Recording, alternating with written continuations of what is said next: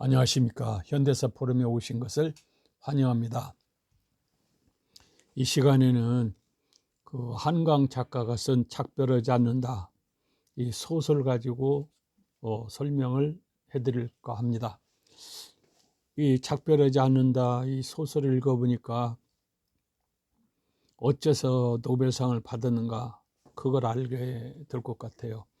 황석영의 소설도 읽어보고 조정래의 소설도 읽어보고, 그러는데 그 사람들은 어째서 노벨 문학상을 못하고 한강은 노벨상을 탔는가 해보니까, 이 한강은 그 사람이 죽을 때, 한 예를 들어서 제주 4.3 폭동 때 뭐 억울하게 죽은 사람도 있죠. 그 죽음에 대해서 공포, 그다음에 잔인한 거, 아픈 거, 그리고 가족들, 그리고 죽을 때 비참사, 그걸 표현을 참 잘했더라고요. 그래서 독자들이 많이 감동을 받을 것 같고, 여기서 노벨 문학상이 결정되건 아닌가, 이런 생각이 들더라고요.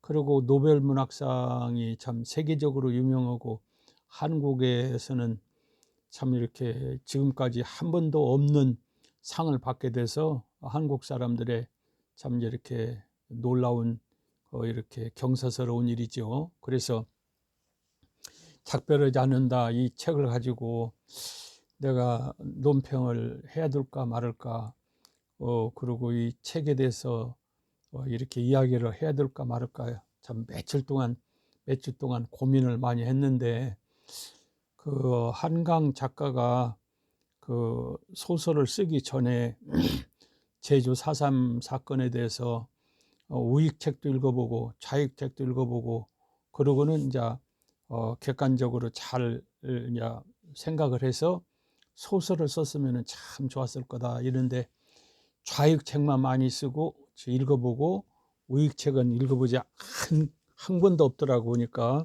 이렇게 그 참고했다는 문헌이 있어요. 그래서 보니까 전부 다 좌파책만 썼지 우파가 쓴 책은 없어요, 보니까. 그리고 좌파 중에서도 좀 건져는 책이 있어요. 이재사 말의 수다 같은 거, 또 양재훈에게 쓴 사삼은 말한다, 그런 건 좌파 책 중에서도 좀 건져놓고 사실대로 써서 이제 좀 괜찮아서 하는데, 그런 책은 읽어보지도 않았고, 뭐 내 책은 잘 쓴 건 아니지만 그래도 우익에서는 좀 이렇게 열심히 정성껏 썼다고 했는데, 제주 4.3 사건의 진상, 이것도 읽어보고, 그래가지고 종합해서 이렇게 이제 자기가 이제 결론을 내려서, 야, 이렇게 소설을 써갔으면은 참 좋았을 텐데, 우익 책은 읽지 않았다는 거, 우익에 대해서는 전혀 언급이 없다는 거, 그게 너무 아쉬웠고, 그리고 이제 작별하지 않는다, 이제 4.3에 대해서 이제 노벨상을 받으니까, 이 이제 우익에서 뭐 반대를 하니까 이제 한강 작가를 겨누는 사람이 4.3 보고서도 국가에서 결정했다, 14,000년도 결정했다, 그런데 무슨 뭐 떠드느냐, 막 그렇게 이렇게 뭐 강연 이렇게 설명을 했더라고요. 그래서 저거 그냥 놔두면 안 되겠다, 이런 생각이 들고, 그저께 국정감사에서 어느 분이 4.3은 이렇게 남로당에 의해서 이제 막 저지르는 사건이라 그러니까, 민주당에서 그냥 벌떼같이 달라들어서 그 사람 말도 못하게 하고, 그분이 말하다가 그냥 중간에 나갔다가 다시 들어오고 그러더라고요. 그래서 이거 그냥 두면 안 되겠다, 이런 생각 두고, 그리고 이제 내년부터는 국정교과서, 중학교 고등학교 교과서에 4.3에 대해서 쓰는데, 4.3 보고서를 중심으로 해서 이제 쓴다고 그래요. 그래서 이거 4.3은 그냥 놔두면 안 되겠다. 그래서 오늘 이렇게 4.3에 대해서 세밀히 설명을 해드리려고 합니다. 제가 한강 작가에 대해서, 노벨상을 받은 사람에 대해서 추호도 표명할 만한 생각은 없고, 한강 작가가 조금 더 세밀히 우익책도 읽어보고, 그리고 역사를 전문적으로 잘 알아서 썼으면 참 좋았을 텐데, 그 점이 아쉬워서 이 시간에는 한강 작가가 소설을 쓸 때 이제 일반 소설 같으면은 뭐 이렇게도 쓰고 저렇게도 쓰고 뭐 소설 작가 마음대로 쓸 수가 있는데 역사는 그래도 사실에 입각해서 소설을 써야 되는데 너무 터무니없는 내용이 있어서 이건 짚고 넘어가야지 그냥 넘어가서는 안 되겠다. 그래서 오늘 이렇게 방송을 하게 됐습니다. 그러니까 독자 여러분들도 이렇게 양해로시고 이렇게 잘 이렇게 들으시면 고맙겠습니다.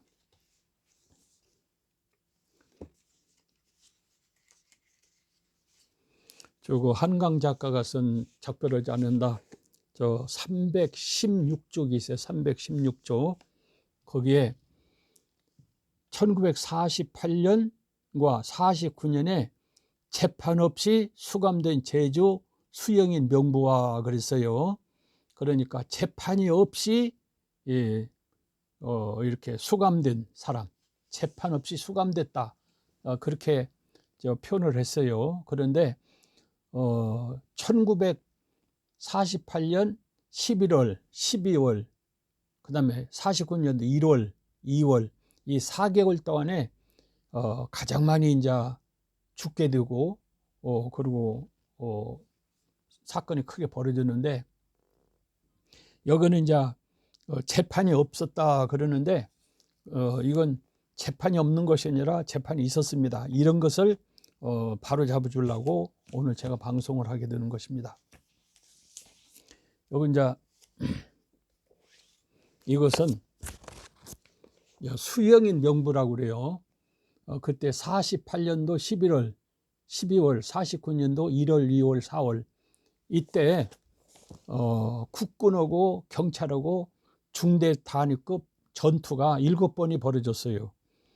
그러니까 이제 이덕구 이하 부하들이 국군을 공격하면은 국군이 반격하고 그리고 포위해서 막 사살하고 그래서 현장에서 사살될 사람이 한 1000명 가까이 돼요. 제가 분석해 보니까. 그리고 국군이 186명이 죽었어요. 국군이. 그리고 경찰은 153명이 죽고 그러니까 경찰하고 국군하고 그다음에 이덕구 이하 폭도들하고 전쟁을 하는데 전투를 하는데 중대급 전투를 하는데 7번 정도를 했어요. 그러니까 유격 때도 폭도도 막 경찰 죽이고 국군 죽이고 국군도 폭도 죽이고 그리고 싸움이 벌어졌는데 7번 정도 큰 전투가 벌어졌어요. 그런데 그때 사살된 사람이 확인하니까 한 1000명 가까이 돼요. 그리고 그때 포로로 잡은 사람이 2500명이에요. 2500명을 군법에서 재판을 받았어요. 재판을 받고 이제 도로를 이렇게 파괴하는 사람, 전봇대를 넘기는 사람, 그리고 정보를 제공한 사람, 먹을 걸 제공한 사람, 이런 사람들은 별도로 체포를 해갖고 광주로 보냈어요. 그래서 광주에서 재판받았는데 그게 250명이에요. 그런데 이제 군법에서 재판받은 사람이 이게 수영인 명부라서 2,500명이요. 2,500명을 제가 이제 세비 이거는 이제 한문으로 돼가지고 이렇게 잘 보기가 힘들잖아요. 이렇게 누구누구 사형 누구누구 언도 이렇게 한문으로 돼 있어 이렇게. 그래서 이것을 잘 정리를 한 것이 이거예요. 예, 이게 2,500명. 근데 2,500명이 포로로 잡아서 군법에 넘겨서 재판을 받았는데 현장에 죽은 1000명 빼고 포로로 잡은 사람들만 재판을 했어요. 2,500명. 2,500 중에서 1,500명이 지금 희생자로 됐어요. 그러는데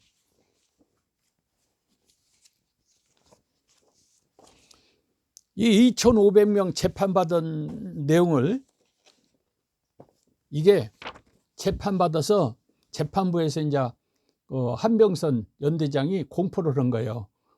이렇게 어디서 재판하고 누구누구 재판하고 누구누구 재판해서 사형을 했다. 이렇게 누구누구는 사형, 누구누구는 무기, 누구누구는 15년, 누구누구는 5년 이렇게 명단도 다 있잖아요. 그리고 이 앞에 보면은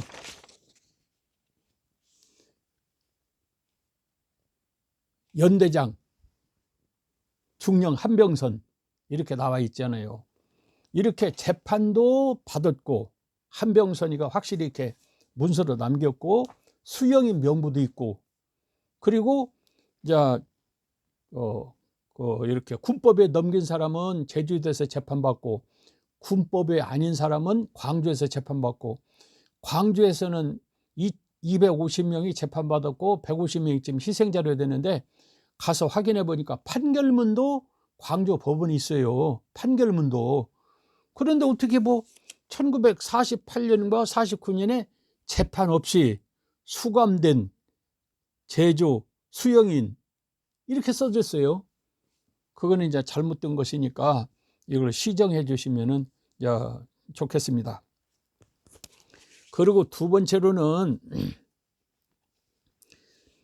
겨울 3만 명의 사람들이 이 섬에서 살해되고 이듬해 여름 육지에서 20만 명이 살해된 우연의 연속이 아니냐. 이 섬에 사는 30만 명을 다 죽여서라도 공산화를 막으라는 미 군정의 명령이 있었고 그랬어요. 여기 보니까 그때 당시 제주 도민이 30만이요. 근데 제주 도민을 다 죽이라 하고 하지 정부에서 명령을 내렸다는 거예요. 317쪽 우에서 한 5번째, 10번째 정도 돼요. 그러니까 이 섬에 사는 30만 명을 다 죽여서라도 공산화를 막으라는 미 군정의 명령이 있었고 그랬어요. 여기 이렇게. 그런데 미 군정에서는 전혀 이걸 명령 내린 일이 없어요. 그러면은 48년도에서 49년, 48년도 11월, 12월, 49년도 1월, 2월, 3월 이렇게 5개월 동안에 가장 많이 죽었는데 여기서 이야기한 대로 가장 많이 죽었는데 그러면 어째서 이때 가장 이렇게 많이 죽었는가? 이유가 있죠.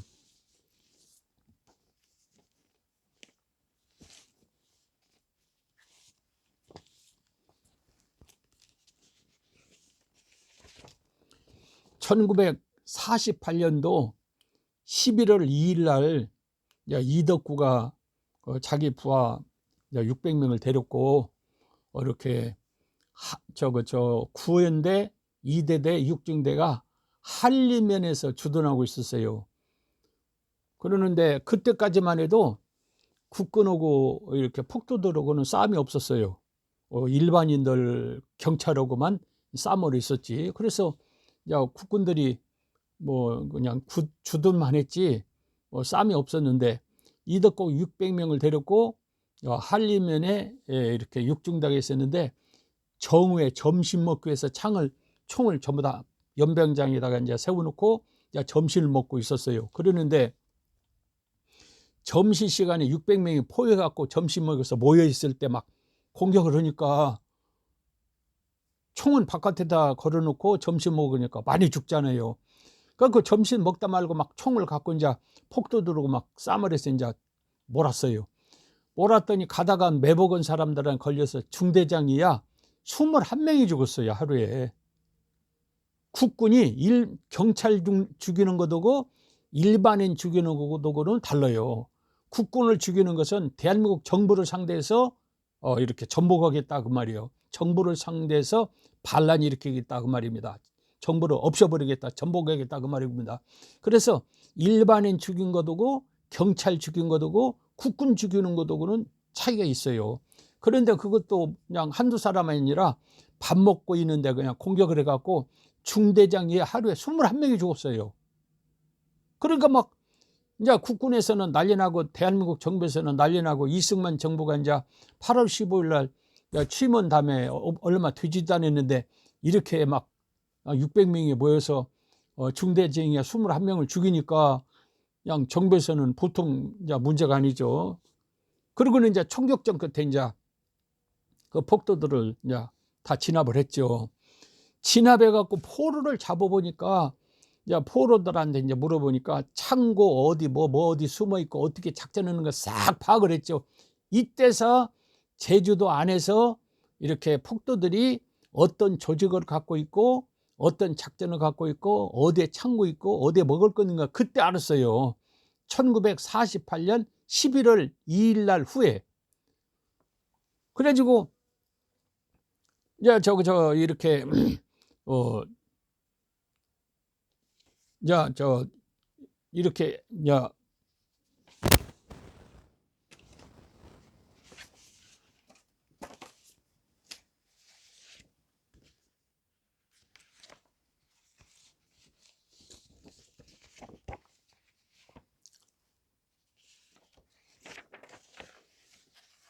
11월 2일 날 폭도들이 한림면에 있는 육중대를 공격해서 하루에 중대재해가 21명이 죽고, 그리고 이제 10월 19일 날 여수에서 13대가 반란이 일으켜서 여수를 점령하고 순천을 점령하고 막 구례를 거쳐서 남원으로 막 북진하려고 그러니까 정부에서는 제주 4.3 사건보다도 13대 반란 사건이 더 큰 문제예요.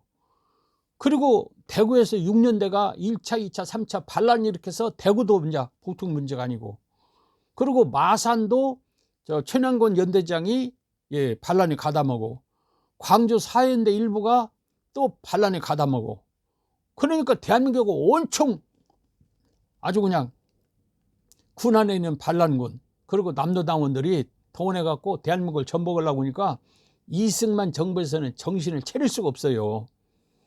그러니까 이제 이 소식이 내리들 통해서 이제 제주 이렇게 이제 폭도들한테 이제 들으니까, 아, 이거 대한민국 금방 넘어갔구나. 그래가지고는 이덕구가 자기 부하들을 데리고 이제 이렇게